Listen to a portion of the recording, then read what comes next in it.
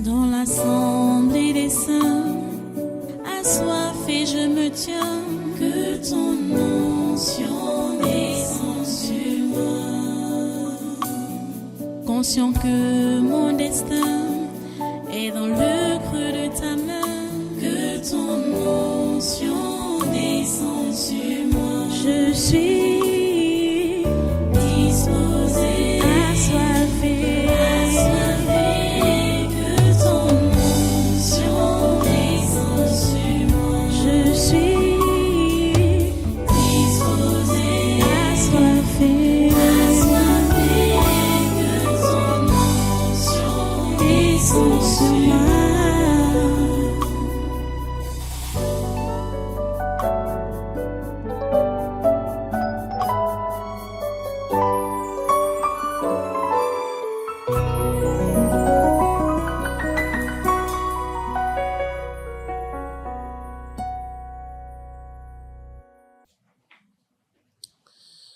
Alléluia.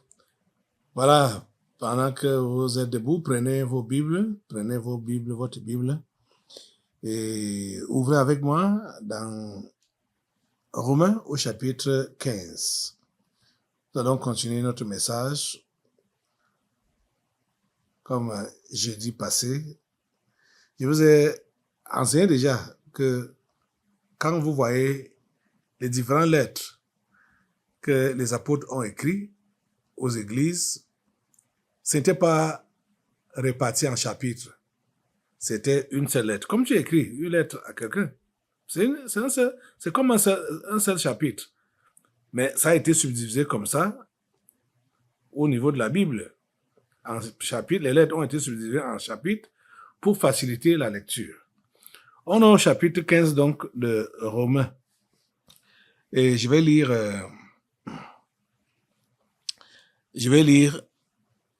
à partir du verset 1er, juste là où on va lire juste au verset 7. Disons du verset 1 au verset 7. Verset 1 à 7. Romains chapitre 15, verset 1 à 7. On arrête la lecture au verset 7. Ok, allons-y. Vous suivez là-bas, je lis ici. Nous qui sommes forts, nous devons supporter les faiblesses de ceux qui ne le sont pas et ne pas nous complaire en nous-mêmes. Que chacun de nous complaise au prochain pour ce qui est bien en vue de l'édification. Car Christ ne s'est point complu en lui-même, mais selon qu'il est écrit, les outrages de ceux qui t'insultent sont tombés sur moi. Or, tout ce qui a été écrit d'avance l'a été pour notre instruction, afin que, par la patience et par la consolation que donnent les Écritures, nous possédions l'espérance. Que le Dieu de la persévérance et de la consolation vous donne d'avoir les mêmes sentiments les uns envers les autres, selon Jésus-Christ, afin que, tous ensemble, d'une seule bouche, vous glorifiez le Dieu et Père de notre Seigneur Jésus-Christ.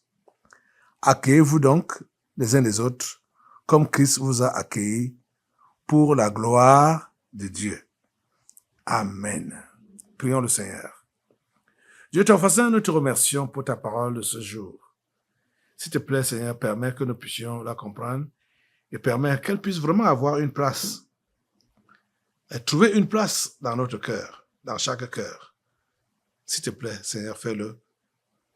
Merci de permettre que nous puissions avancer avec toi, de victoire en victoire et de gloire en gloire.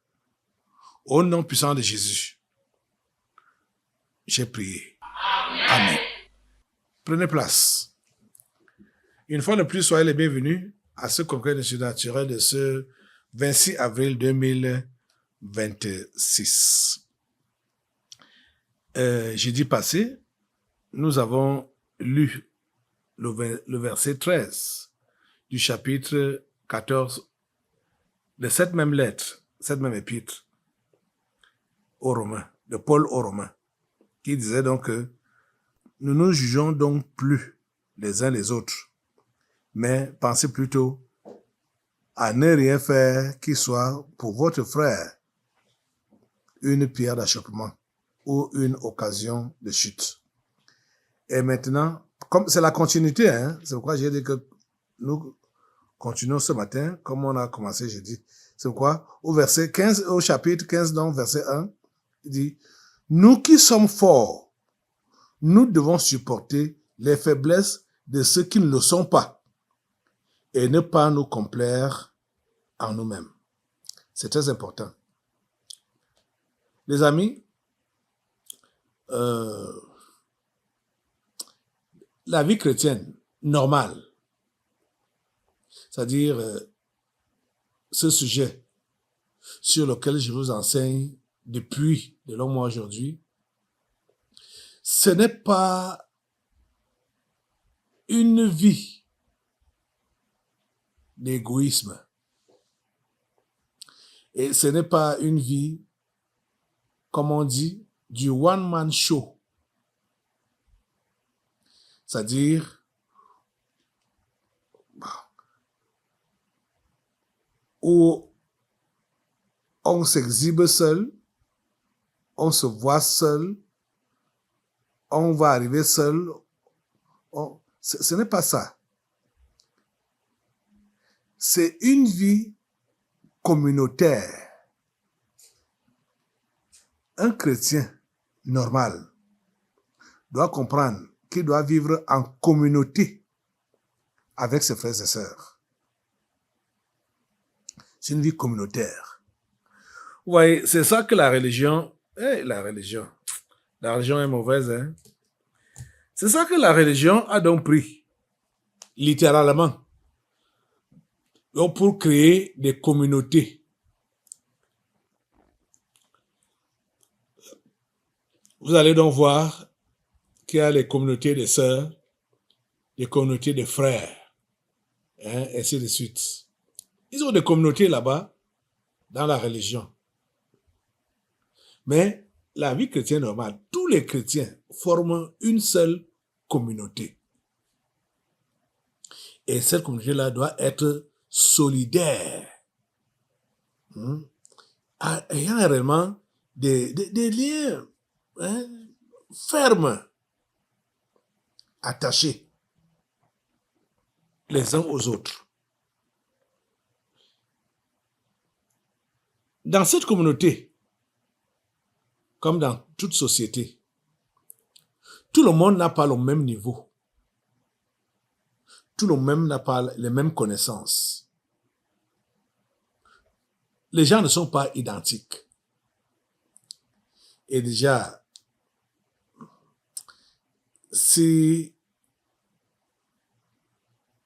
on comprend de cette façon-là, on aura un cœur qui est prêt à aider et à secourir. On aura un cœur qui est prêt à vouloir combler ce qui manque chez l'autre ou à seconder. Quand on voit que l'autre a dévancé, on va le seconder. Nous qui sommes forts, nous devons supporter les faiblesses de ceux qui ne le sont pas et ne pas nous complaire en nous-mêmes. C'est là que j'ai parlé qu'il n'y a pas d'égoïsme, ne pas nous complaire en nous-mêmes. Et vous allez voir que chaque fois qu'un apôtre interpelle à un bon comportement, il va faire allusion à Jésus-Christ lui-même. Parce que les chrétiens que nous sommes, la personne qui est notre référence, c'est Jésus-Christ. Oui, c'est lui qui est notre référence. au verset 2, il dit que chacun de nous complaise au prochain pour ce qui est bien en vue de l'édification.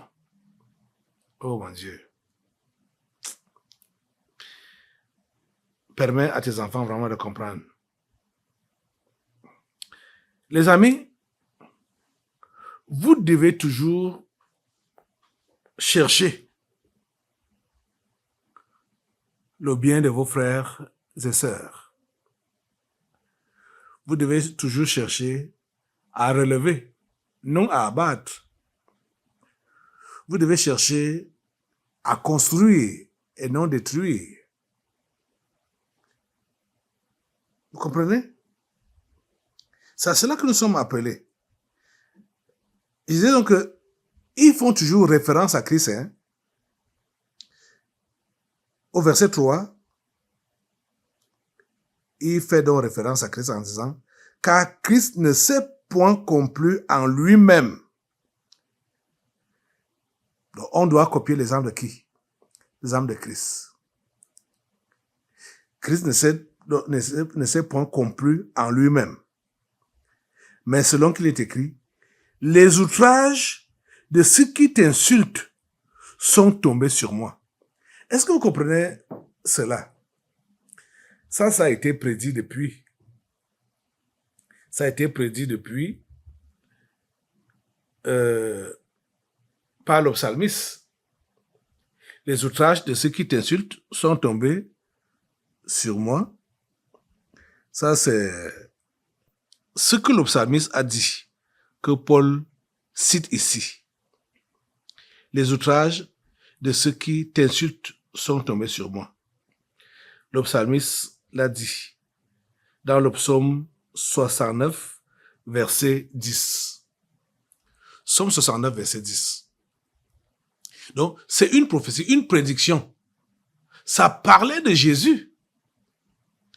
Et vous savez comment Jésus a été outragé. Et Jésus fait comprendre que ce qu'on lui faisait là, il subissait ça à la place de Dieu. Vous comprenez un peu ça? Il subissait ces injures, ces moqueries. Hein, tout ce qu'il a subi là, c'était au nom de Dieu. Donc, les outrages de ceux qui t'insultent sont tombés sur moi. Il ne s'est pas complu en lui-même. Pour dire quoi? Le chrétien véritable ne vit plus pour lui-même. Vous comprenez? Comme Christ n'a pas vécu pour lui-même, Christ est venu ici sur la terre pour vivre pour Dieu. Accomplir la volonté de Dieu. Et, comme je vous disais jeudi, que tu ne peux être, c'est-à-dire pour vivre une vie chrétienne normale, il faudrait que tu saches mettre ton frère,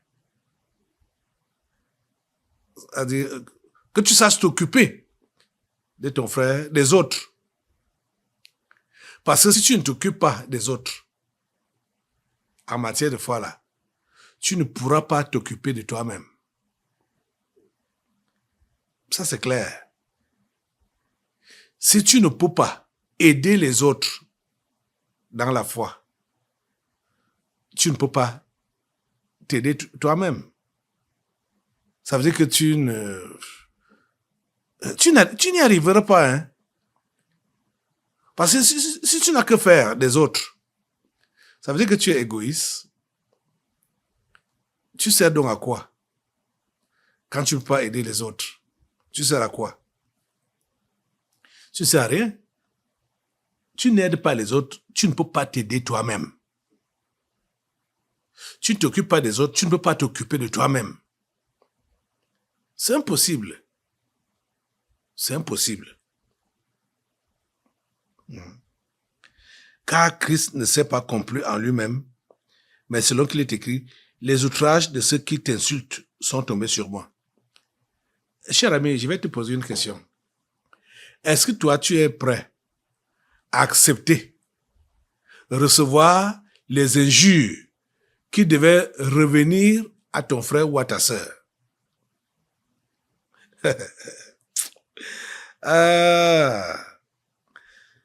Je crois qu'il faut insister sur cela, hein? Puisque beaucoup de gens qui disent qu'ils ont cru ne savent pas vraiment ce qu'on appelle la vie chrétienne normale. La vie chrétienne normale n'est pas égoïste. La vie chrétienne normale n'est pas égoïste. L'exemple-ci est très frappant en se référant au psaume 69, verset 10. Même Ésaïe 53, verset 4 et 5. Là, Ésaïe avait même dit ça très clairement. Hein? Est-ce que toi, tu es prêt à subir les injures ou accepter être injurié à la place de ton frère ou de ta sœur? Est-ce que tu es prêt à le faire? Oh, vous savez, le 5 août 2020, les fidèles de cette église avaient montré cette solidarité quand les gendarmes sont venus ici pour sceller l'église. Ils avaient montré cette solidarité.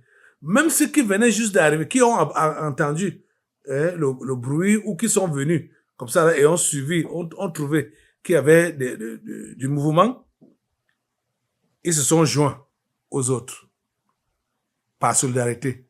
Même ceux-là qu'on n'avait pas arrêté, ils ont dit, vous partez aussi avec nous parce que vous partez avec nos frères. C'est comme ça, la vraie vie chrétienne. Mais j'ai été blessé après. J'ai été blessé après. Quand j'ai pu entendre de la bouche de certains de ceux qui ont vécu cette expérience-là, c'est-à-dire d'être persécutés à cause de l'évangile, qui se sont mis à regretter pour dire que si une telle chose pouvait encore arriver, moi, encore plus jamais. J'ai entendu ça m'a écœuré, ça m'a blessé. Je dis, mais ils comprennent quoi? Ils comprennent rien. Est-ce que c'est quelque chose à regretter? Un bienfait? Que tu as subi des outrages pour le nom de Jésus, par solidarité avec tes frères, et tu vas regretter.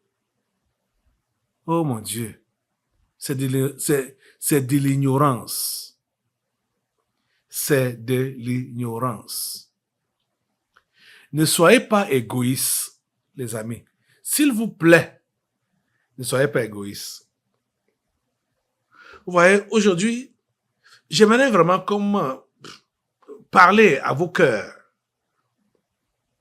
Je ne serai pas trop long.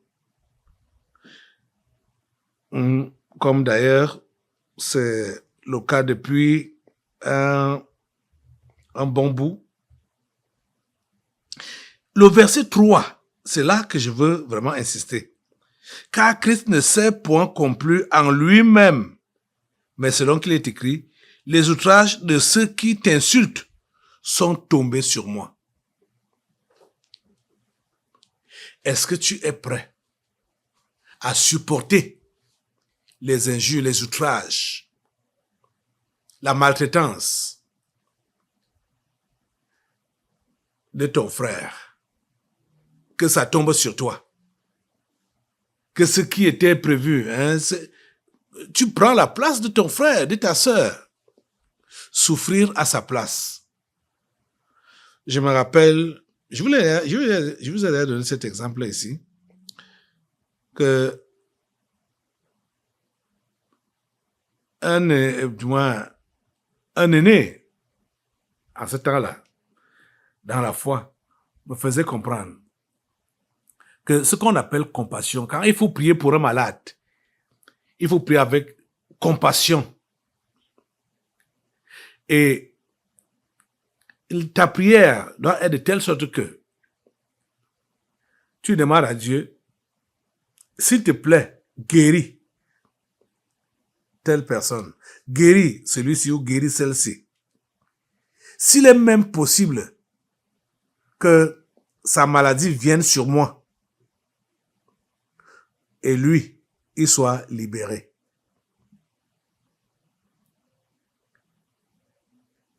Ah, vous voyez, ce genre de personnes-là, compatissant, le Seigneur ne peut pas hésiter de ne pas répondre à une telle prière. Vous comprenez? Et si cette guérison est selon sa volonté, bien sûr. Parce que on n'impose pas à Dieu. Hein? On n'impose pas à Dieu. Ne pense pas que tu vas... Bon, les choses de Dieu ne sont pas des équations mathématiques. Que dès que tu as valablement écrit la formule, tu vas arriver à la solution. C'est pas comme ça avec Dieu. Surtout en ce qui concerne l'exaucement des prières. Dieu exauce les prières quand c'est fait selon sa volonté. Bon, c'est vrai, je n'enseigne pas sur la prière ce matin, mais là où je suis en train d'insister, c'est au niveau du fait que vous devez vous débarrasser de l'ego, l'égoïsme. La plupart d'entre vous, vous êtes concentrés sur vous-même. Vous-même. Rien que vous. Le monde commence avec vous. Le monde roule avec vous. Et le monde finit avec vous. Ça ne doit pas être comme ça. Vous ne devez pas être au centre du monde. Donc, ceux-là qui disent qu'ils sont chrétiens, et ils sont au centre du monde. Ils veulent que tout le monde, ça tourne autour de lui. Sur tout ce qui est bien, hein? Que tout ce qui est bien tourne autour de lui. Non, ce n'est pas une bonne compréhension de la chrétienté. Tu dois être prêt et tu dois être capable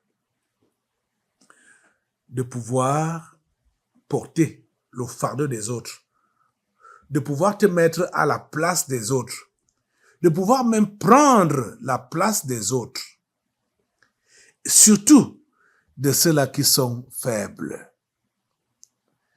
Mais ce que l'on sait, c'est que les gens souhaitent prendre la place de ceux qui sont forts, ceux qui sont aisés. C'est de là que viennent donc les convoitises et les envies. Or, là-bas, ce sont des mauvais comportements. La Bible nous demande d'avoir des sentiments nobles et toujours d'imiter Christ. Christ avait des sentiments nobles. Et les sentiments nobles, ça commence par l'humilité, s'humilier soi-même. Se rabaisser soi-même. Et attendre que Dieu nous élève. Autant convenable, hein? Autant convenable selon lui, pas selon nous. Que chacun de nous complaise au prochain pour ce qui est bien en vue de l'édification. Les amis, travaillez à cela. Tous ces passages que je vous ai lus, où on s'est entretenu, tous ces derniers temps, je vous interpelle à les relire, à les réétudier.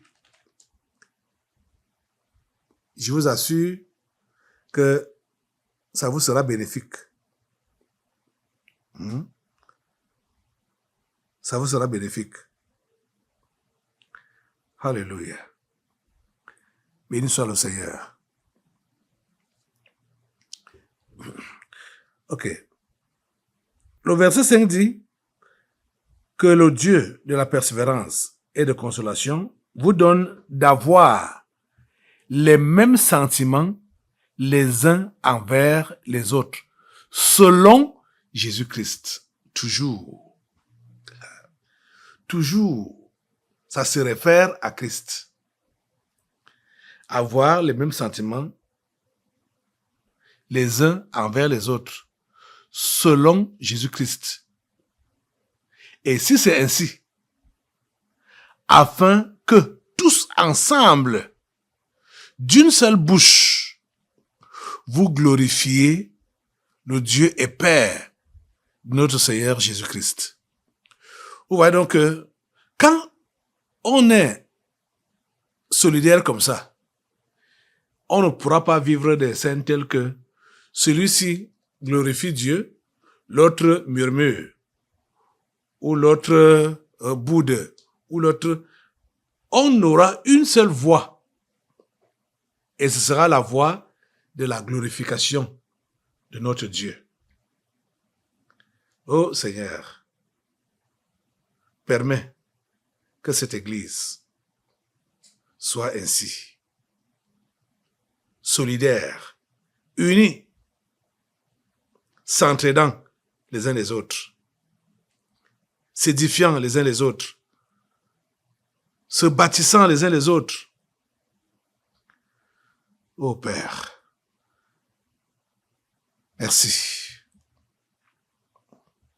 Accueillez-vous donc les uns les autres, comme Christ vous a accueillis pour la gloire de Dieu. Que le Seigneur vous aide à comprendre et que l'égoïsme quitte vos cœurs, quitte vos vies, vous puissiez vous occuper des autres, vous puissiez prendre la place des autres, comme Jésus a pris votre place, comme Jésus a pris notre place. Mets-toi debout. Seigneur mon Dieu, c'est la prière que je t'adresse maintenant. Donne aux uns et aux autres l'intimité. S'il te plaît, que nous puissions prendre vraiment ton exemple. Tu ne t'es pas complu à toi-même. Tu as préféré que les injures qui devaient être adressées contre ton Père puissent tomber sur toi. Permets que nous puissions nous porter les fardeaux les uns des autres. S'il te plaît, Seigneur, donne à cette Église d'être réellement une Église selon ton cœur. Au nom puissant de Jésus, j'ai prié. Amen. Assois-toi, nous allons maintenant passer aux délivrances prophétiques. Dans l'assemblée des saints, assoiffé je me tiens, que ton onction descende sur moi. Conscient que mon destin